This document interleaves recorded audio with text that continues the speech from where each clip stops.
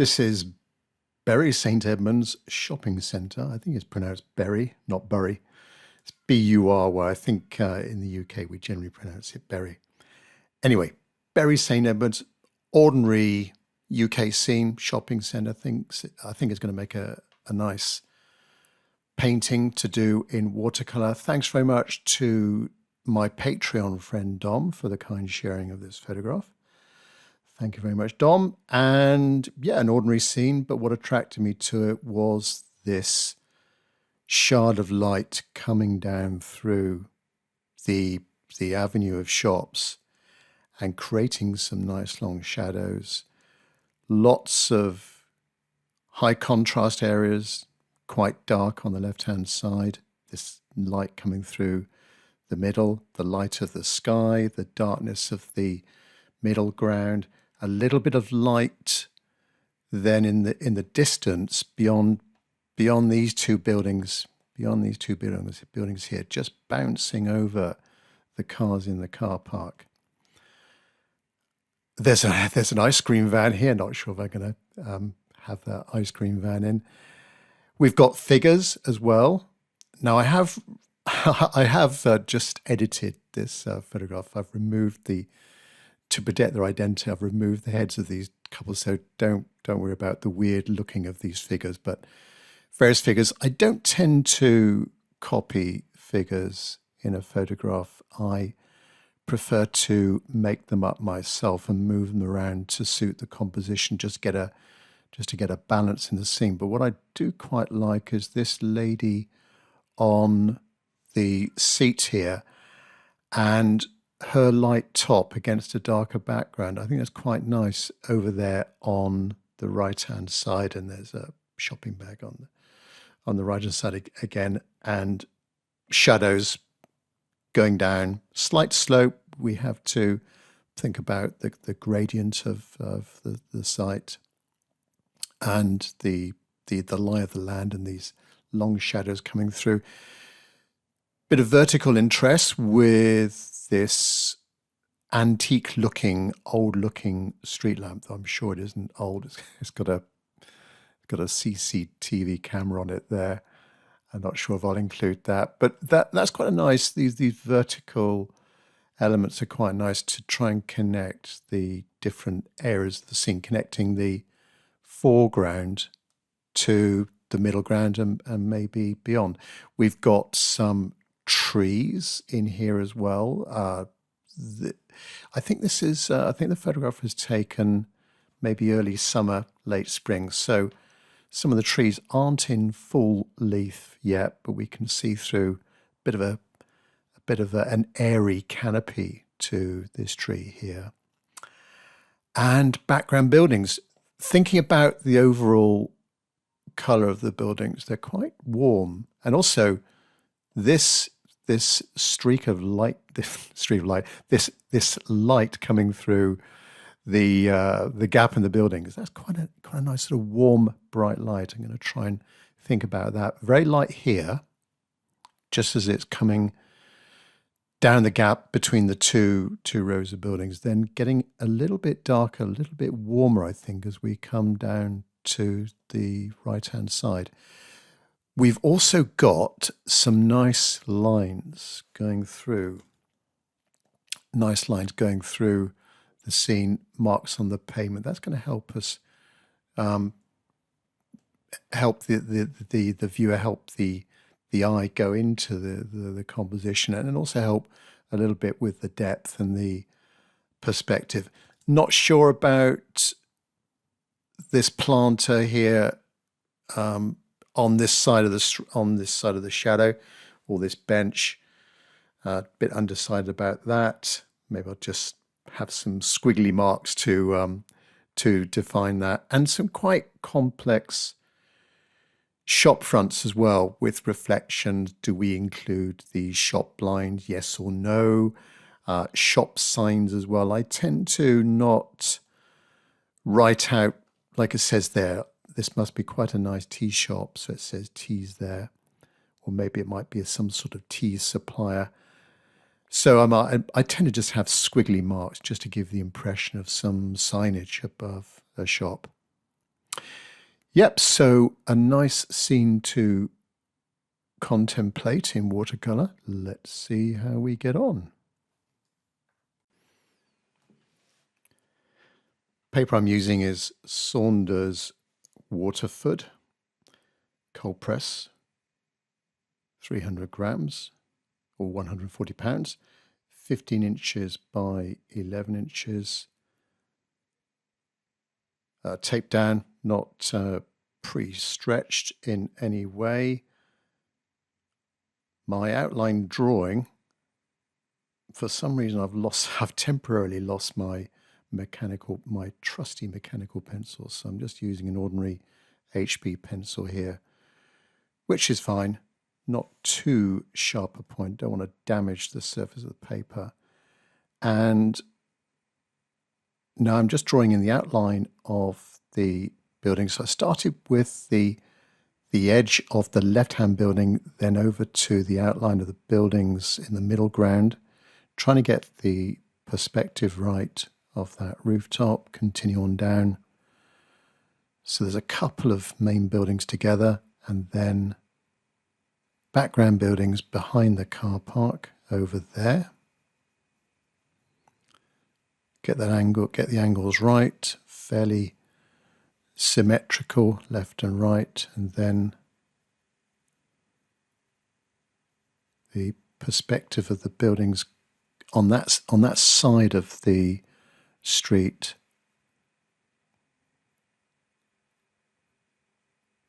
Verticals.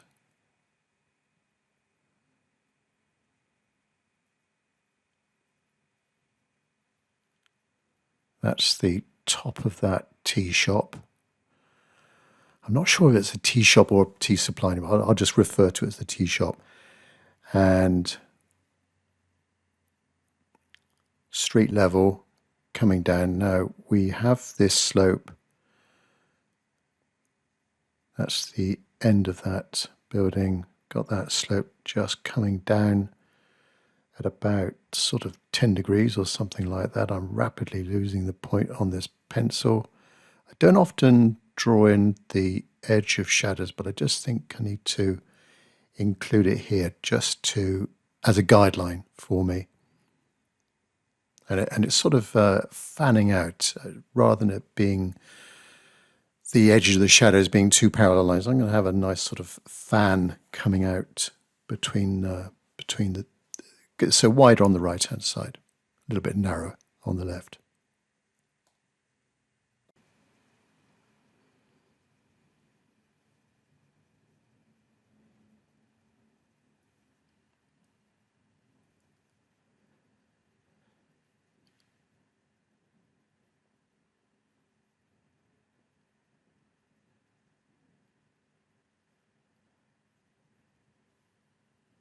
That's my lady sat on the bench.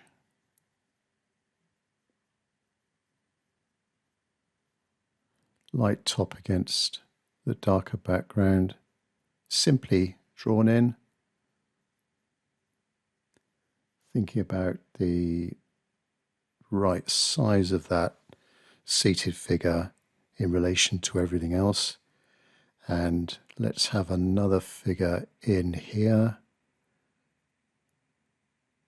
that's going to serve the purpose of connecting this foreground shadow with the background buildings. I think that's quite important, as well as that tall lamppost. Now, of course, being a shopping centre, I will have to include a few more figures, just making these up as I go along, and very simply done, and just an indication of the length and the angle of the shadow. Maybe another figure next to it, just a slightly different pose on that one.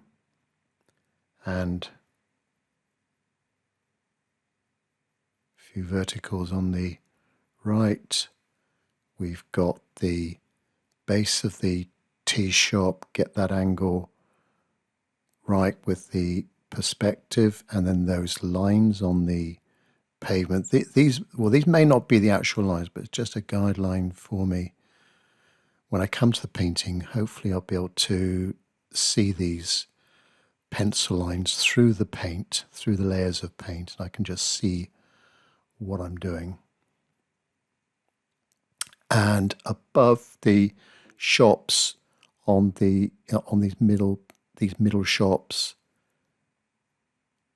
cars in the car park,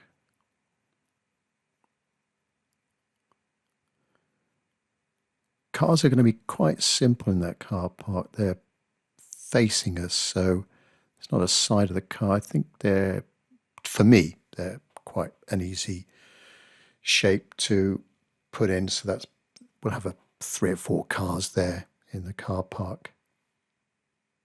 Just in line, just sort of slightly above that, the seated lady figure. Right.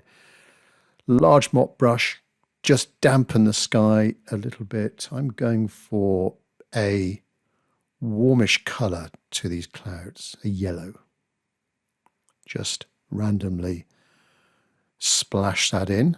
We're going to get, with the first random strokes I did with the clear water, that will give me just a few hard edges to the tops of the clouds, just a little bit of the paper showing through. Now for the blue, touch of lavender, bit of cobalt, bit of cerulean blue, and with this soft brush, just at an angle, just drop that in there. It blends with that yellow just a little bit. Hopefully it won't turn green unless I really mix it in quite hard.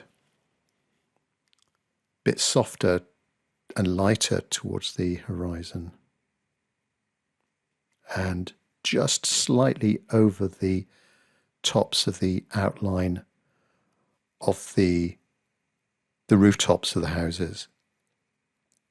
Now, that sky, it's a fairly small part of the picture as regards the size, so I don't want to overdo it. There's some in the photograph. There's a really nice cloud actually coming in that is almost a mirror image of the angle of that shard of light coming down between the 2 buildings. But I've elected to keep it fairly simple.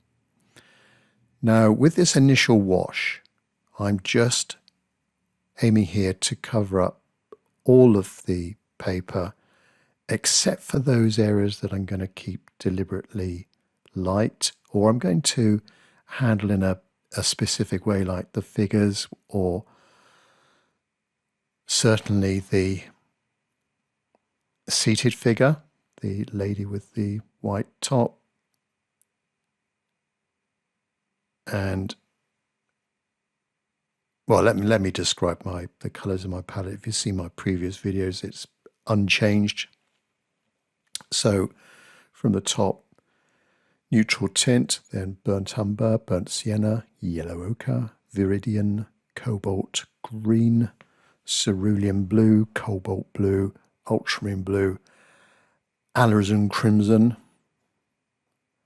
then Windsor red, light red, cadmium orange,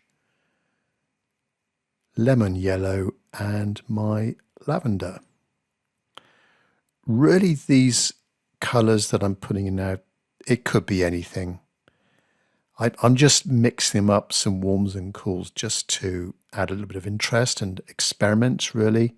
I'm not consciously thinking about the background colour at this stage. It will go in a little bit, I'll go in a little bit darker later on.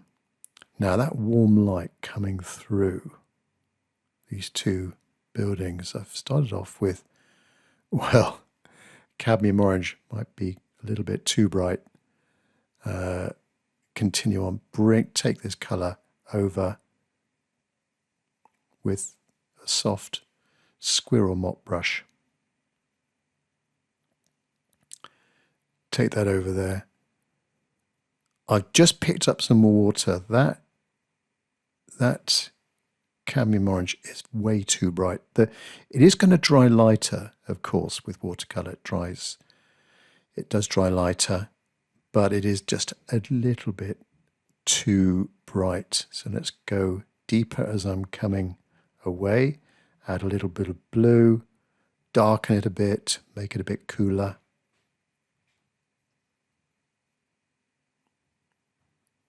And then foreground.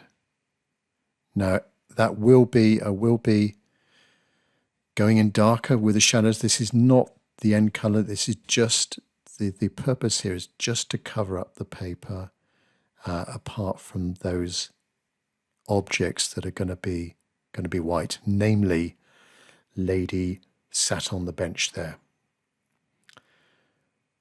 Pick up any beads or little droplets on the surface as well. I don't want those coming back into the painting.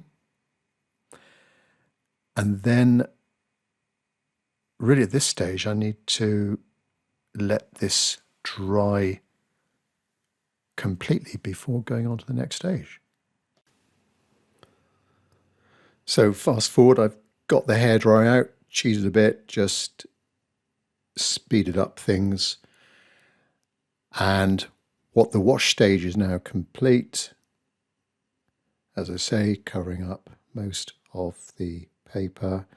And now for me, my next stage is adding in the darks, generally from the background coming towards the foreground. So the lightest darks, first of all, I've gone down to a smaller brush and holding the brush a little bit more precisely towards the tip, getting in now the harder edge of the rooftops and defining the edge above the tops of the cars in the car park. So the buildings in the background, they are reddish brownish, but I don't want to go too intense with that color because it might give the appearance of them coming forward. So I'm keeping the mix fairly weak and just suggesting the top of the rooftops, bit of lavender for the base of these, getting a cooler color to the base of the buildings. Down to the tops of the cars, a little bit of paint between the cars, so I'm defining a tiny gap between the cars, and then over to the right hand side, over the masking tape on the side.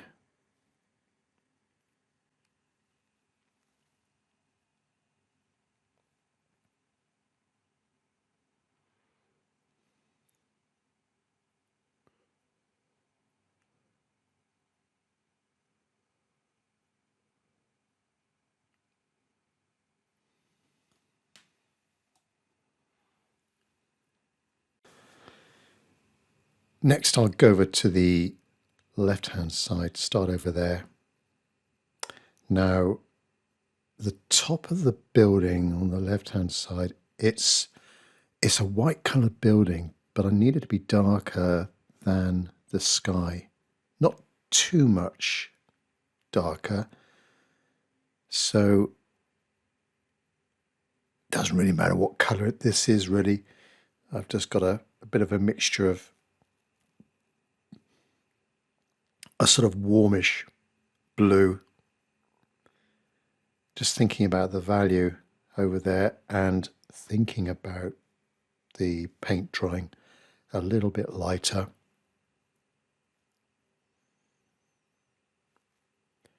I'm not going to bother with the window that's in the top left corner. I just think that's too much detail up there in the top left corner. So just a fairly simple plain wall. Now there's a tiny bit jutting out, excuse me, which is the top of the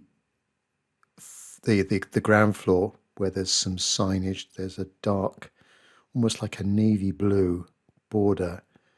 So I'm going a little bit darker now, less water on the brush, thinking about some strong vertical marks, leaving a tiny bit of light for the window where there could be, well, there are some reflections in there. So I'm not bothering with the shop blind as such.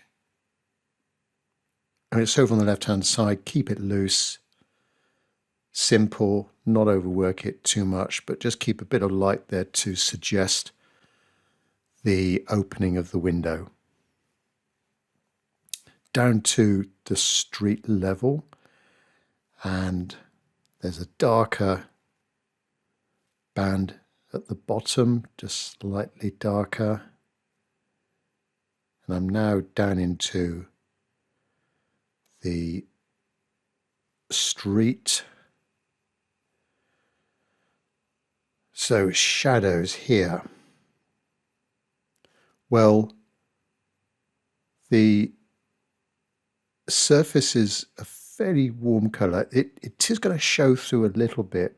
Of course, with watercolour, generally we're working with a transparency, so the underlying colour, the colour below my first wash, is going to show through a little bit. I'm going for a cool blue cobalt for this shadow, and hard edge where it just comes out from the wall of the shop, but then a softer edge further away from us. So I drag the brush fairly quickly across the surface of the paper, and using the surface of the paper being a little bit rough, it just gives me a softer edge, a bit of a deckled edge. Now, I generally, with figures that are connected to shadows, I generally do the shadows first and then drop the figures later as the next step into the shadows, so that I get a bit of a blending going on with the figure and the shadows. So I'll be a little bit more precise with this figure, but it's quite an important figure just coming around the corner. Now bring the legs down into the shadow and then generally just see what happens. If I've got the mixtures right, then it won't bleed too much and create a nasty bloom. So I think that generally looks all right. Over to the far side of the street now, and the sides of the walls, they're in the shade.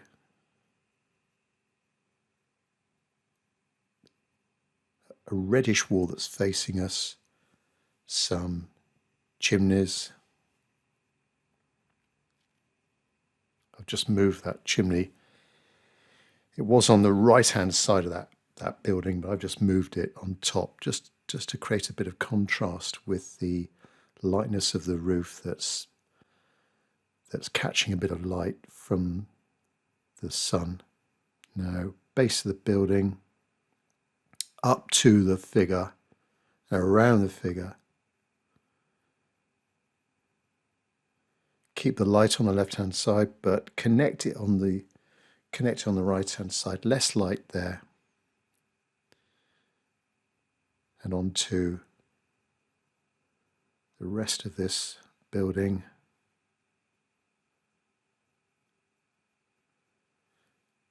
They're quite tricky buildings to think what colour you do, because they've all got a darkish ground floor where the shop front is.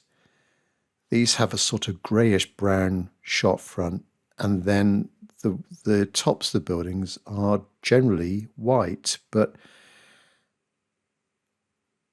how do you paint a white coloured building that's in quite deep shade?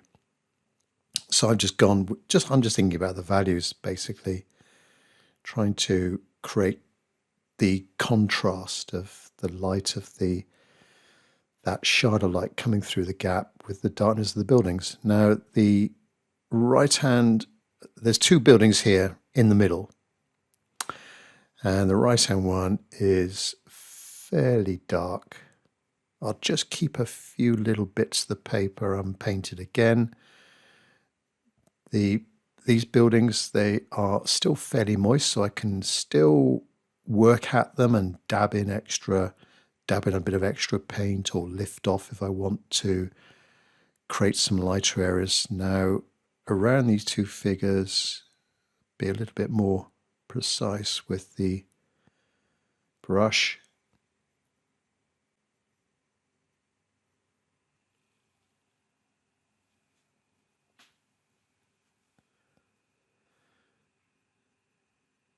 Down into the side of the building facing the car park.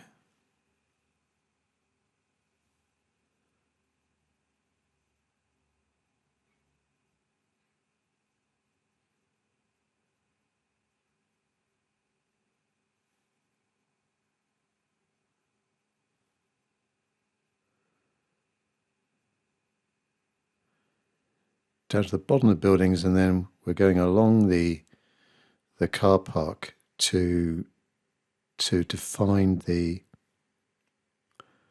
those cars in the distance and around the seated figure. Using cobalt predominantly here for the shadow.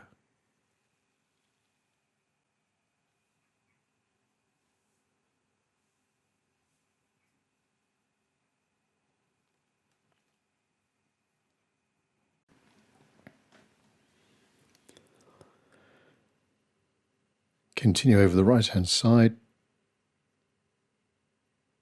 That's that far edge of the light coming down the middle.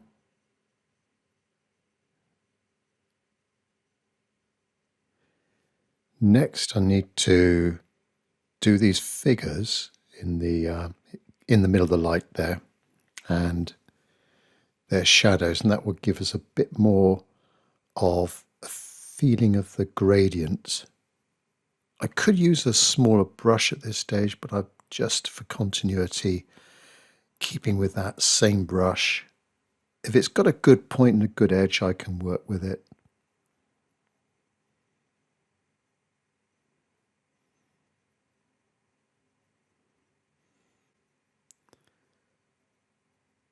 Cobalt blue for their shadows, just angle it down. Long shadows because it's late afternoon or early evening.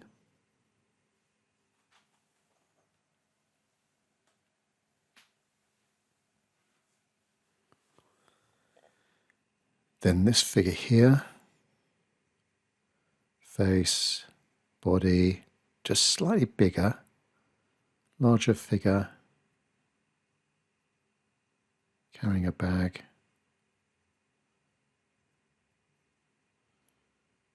Do the legs very simply, and then shadows again.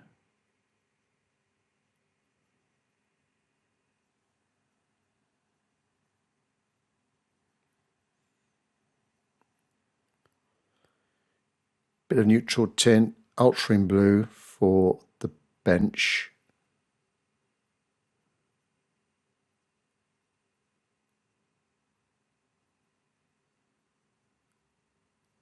Then left hand side and shadow underneath the bench.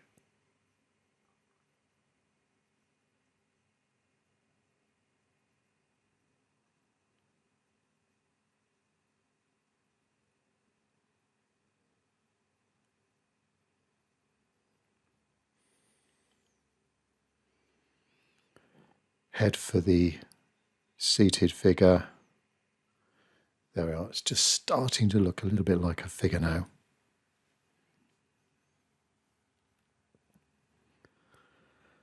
Tiny bit of light shadow on the right side, so it's lighter on the left, bit darker on the right.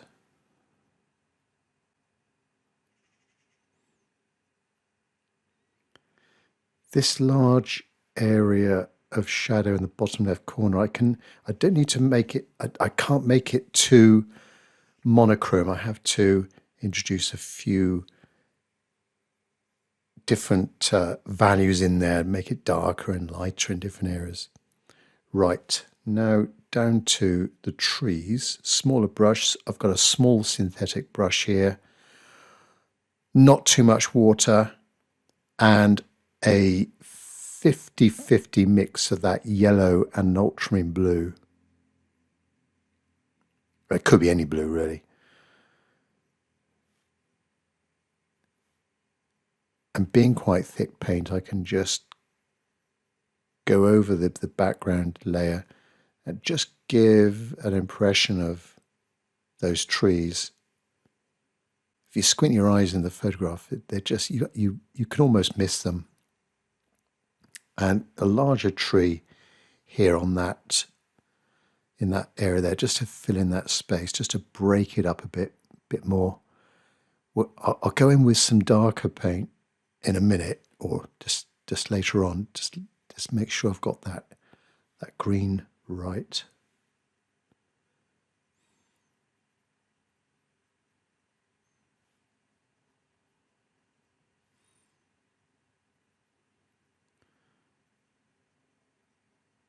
So here's the windscreens of the cars in the car park.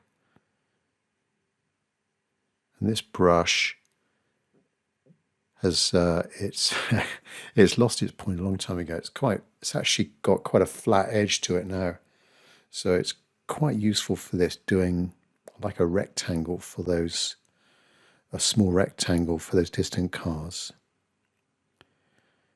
Use my finger if I just want to do a little bit of lifting out or smudging when the paint is still moist. Now, the bottom of this seated figure, just an impression of some legs coming out from underneath the seat.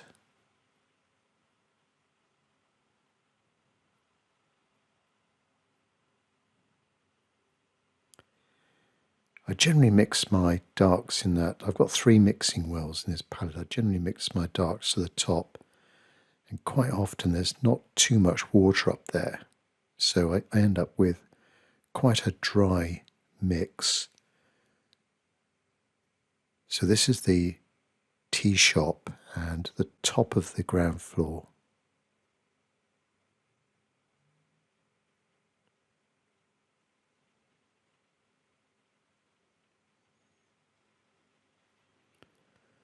What I'm doing now is using this smaller brush to pull things together a little bit, adding in some architectural details, just a few windows, not all of them, defining the edge of the roofs just a little bit more, just to make them more roof-like.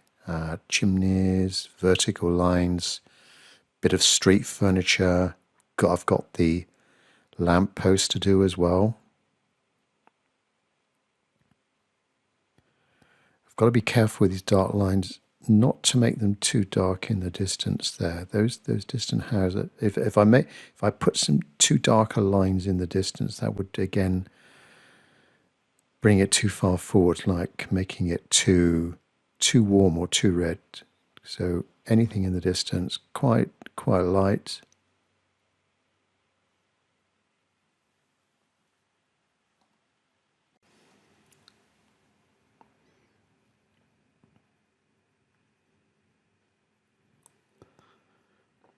Just on the corner of this shop, there's quite a darker, I think it must be the entrance to the shop.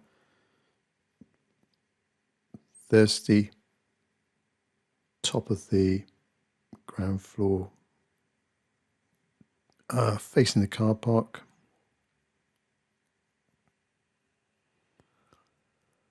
There's a little bit of blue in that building there that we can just about see peeking out from behind the left-hand building. Keep these lines. the tops of the ground floor, they go up ever so slightly, just a slight gradient. I have a window there and a window there, a couple of windows on that side.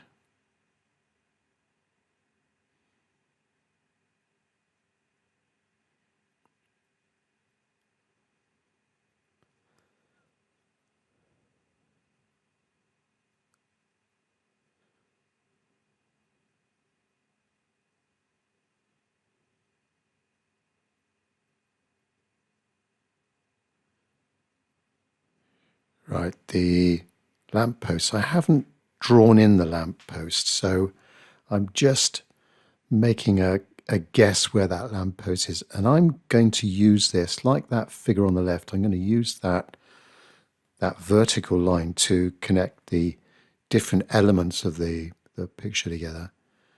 Not going to, I'm not going to put the CCTV camera on it, but just these two lights, so that the light goes up and then we've got these two arches and the lamp on the end of these sort of semicircular arms that come out from the top of the post, and generally a thicker line as I come down to the shadow in the foreground.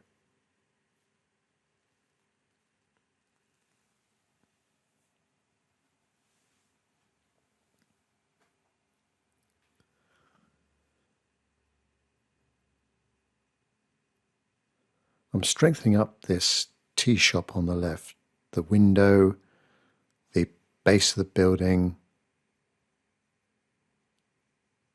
with again these dry brush marks, quite dark, it's almost pure neutral tint, but I do add in a tiny bit of ultramarine blue or alizarin crimson or burnt sienna, just so that it's not too grey.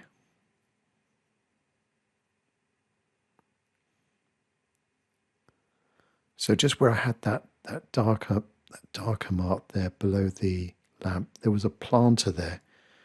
I couldn't really come to any decision on whether I put that planter in. So it just needs something to break up that larger area, just to add something in there. So I've gone with a fairly loose group of brush strokes. And I dabbed in a bit of green beforehand, so it sort of looks a little bit like a plant or something like that. Now, these lines going over the actual lines of the pavement, there's a thicker line there. Could be the top of a bench, I don't know.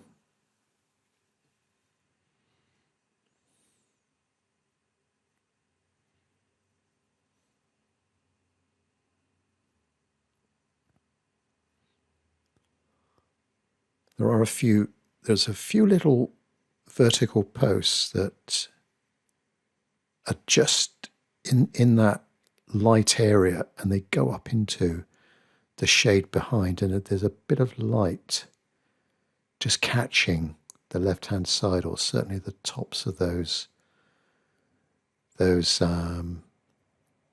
bollards. I'm not sure what you call them outside the UK. These bollards are protecting the walk area and the pedestrians, and maybe it's like a demarcation, I suppose, between the car park and the pedestrian area. I've added a few verticals into that background, not too dark, fairly light, just a few posts. There aren't any in the photograph, but I just think it needed something in there to add a bit more interest. Right, back to tea shop and the shops.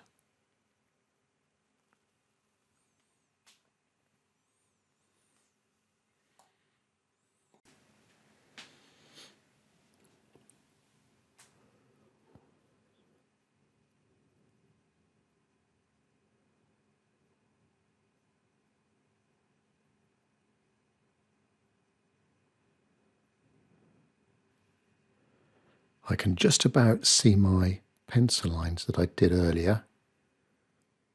I used a harder pencil I'm normally used to, so the lines aren't as dark as they could be, but I can just about see them, so they give me a bit of guidance on the angle. And as I said in the introduction, it's just those lines, I think they're quite important when we come to pavements and pedestrian areas, just in that big area there, just drawing the eye in and assisting with the perspective of the area. So I'll be doing a few more of those. I've got to add in a few more little bits of details here and there, not overdoing it, and also applying I will need a little bit of white paint towards the end, just to add a bit more emphasis to some highlighting or brighter areas that are catching the light. This thinner brush, I like this brush. This is from Edmunds.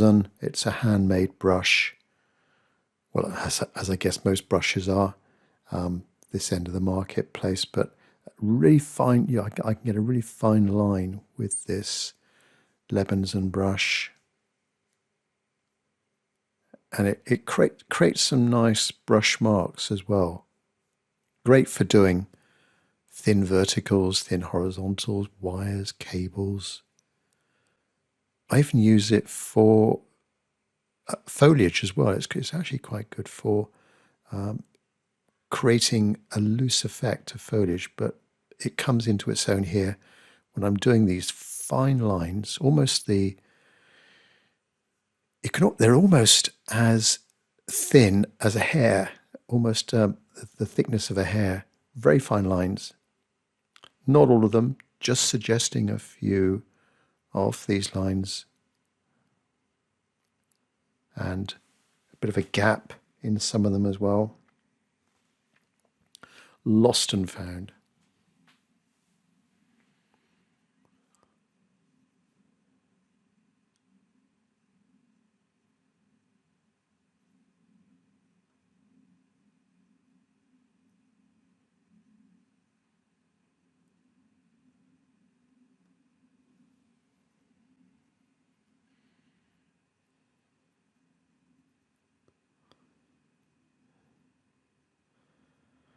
So I'm a bit like a golfer, just aiming up the shot just before taking the actual shot. I'm just really imagining the mark my brush might make before committing to putting paint to paper.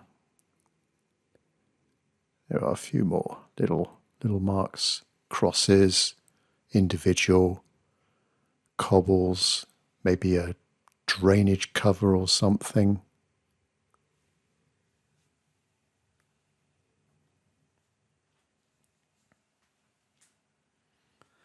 Continue on the opposite side of that light.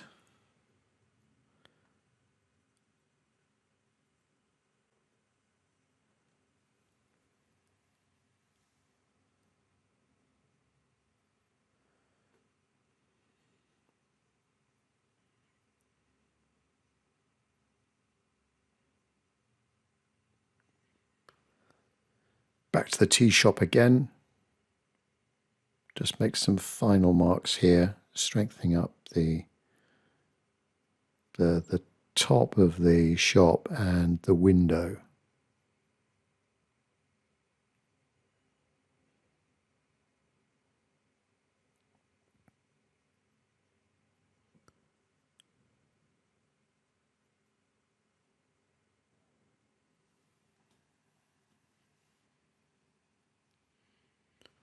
Across parts of the window and halfway down and the corners of the window.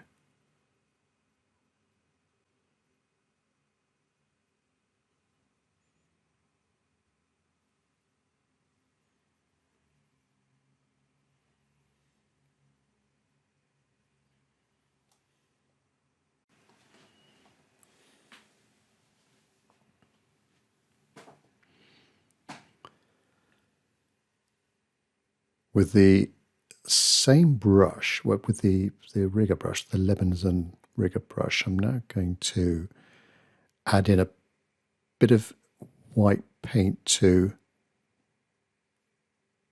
strengthen up some areas that are just catching the light. Typically it would be figures or vertical posts.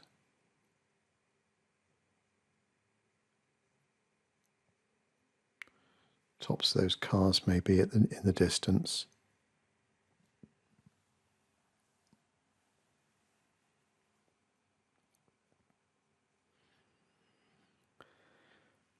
And sometimes you can, with the random brush marks I did earlier, you can sometimes see some figures coming through that you can then just strengthen up with a bit of dark paint or with a little bit of white paint to make generally some unpainted area, make it into a figure, like I did there almost in the middle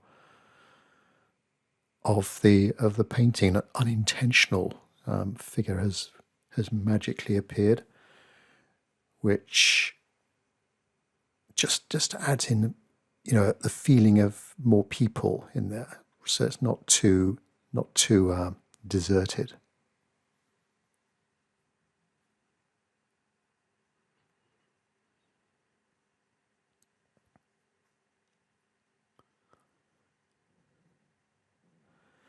I think actually it could have been quite a good idea to include that ice cream van on the left-hand side of the car park. That might have been quite, with the benefit of hindsight, that might have been quite a good thing to add in, and a bit of yellow at the base of the ice cream van, and we could have had a queue of people waiting to buy their ice creams. Now, on that right-hand building, there are a few white windows, and if I use this white paint to paint in every single white window, it would just look a little bit too strong, too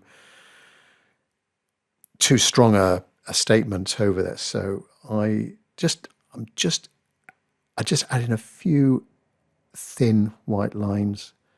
As I'm doing over here, there's a white frame around the tea shop window. Some signage, I don't know what it is, but it just gives us the message that it's some kind of shop.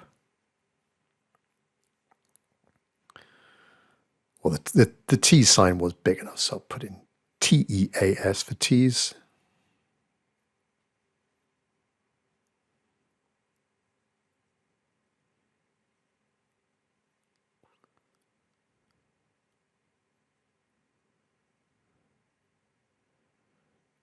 And when I'm hesitating and I'm taking a real long time to think what to do next, that's really a subconscious sign to me that my painting process has come to an end.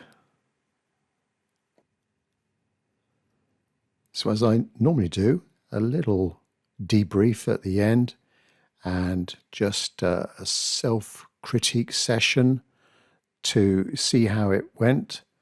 Thanks again to Dom for the kind sharing of your Bury St Edmunds shopping centre. I deliberately wanted to keep it loose in this watercolour and concentrating on the two things that attracted me to the scene was, this bigger area of light coming out there from the shopping centre, and then also that little bit of light in the background where the cars are. So we've got light here, we've got dark, then light, then dark, then light, then dark. I think that transition going down and having those different bands of light and dark can be quite pleasing, and then actually breaking it up with, or connecting it with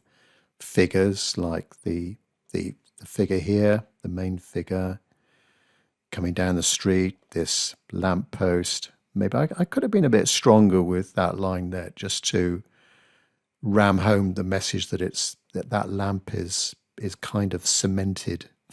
It's sort of located this side of that that light.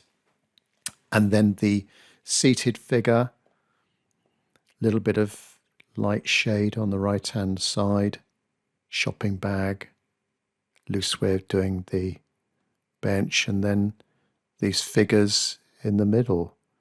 I'm not sure. Well, I guess this figure's walking from left to right, so that figure's walking down the hill, but then maybe these two, they're walking back, they're going up to the shops, and then this figure here materialized. If I look closer, maybe I could pick out other areas that could be made into a figure. You know, that line there, that could be the top of someone's head, that could be a face there. We could have a body maybe walking up from the car park.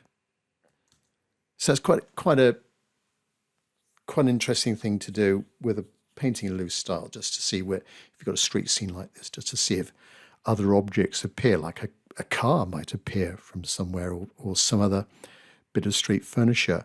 With the trees, I went in quite thick with those. Bit of body paint, 50-50 mix of a green and a blue.